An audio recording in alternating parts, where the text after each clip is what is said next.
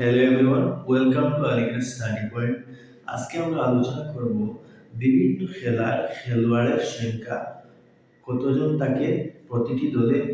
আসি আমরা জেনে নেই বিভিন্ন খেলার খেলোয়াড়ের সংখ্যা।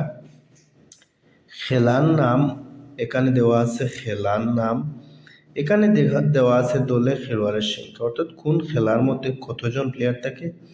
ক্রিকেট খেলার মধ্যে 11 জন প্লেয়ার থাকে প্রতি দলের মধ্যে। ফুটবল খেলায় প্রতি দলের মধ্যে 11 জন প্লেয়ার থাকে। হকি খেলার মধ্যে প্রতি দলে 11 জন প্লেয়ার থাকে। ব্যাডমিন্টন খেলার ক্ষেত্রে একজনও হতে পারে প্রতি দলে, 2 জন হতে পারে। বেসবল খেলার ক্ষেত্রে 9 জন প্লেয়ার থাকে খেলোয়াড়। বাস্কেটবল খেলার মধ্যে 5 জন খেলোয়াড় থাকে প্রতি দলের মধ্যে। বিলিয়ার্ডস খেলার মধ্যে একজন। বক্সিং খেলার মধ্যে প্রতি দলের মধ্যে একজন থাকে বক্সিং। ব্রিজ খেলার মধ্যে প্রতি দলের মধ্যে 2 জন। দাবা খেলার মধ্যে প্রতি দলে একজন খেলোয়াড় থাকে। পোলো যেটি, এই পোলোর মধ্যে 4 জন খেলোয়াড় থাকে।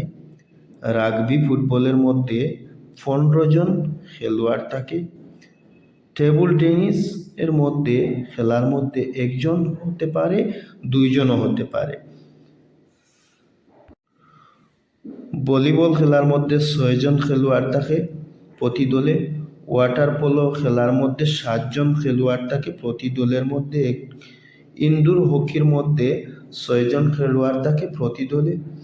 আইস হকি খেলার মধ্যে 6 জন খেলোয়াড় থাকে। নেটবল যেটি, সেটির মধ্যে 7 জন খেলোয়াড় থাকে। কুকু খেলার মধ্যে 9 জন প্রতি দলের মধ্যে থাকে।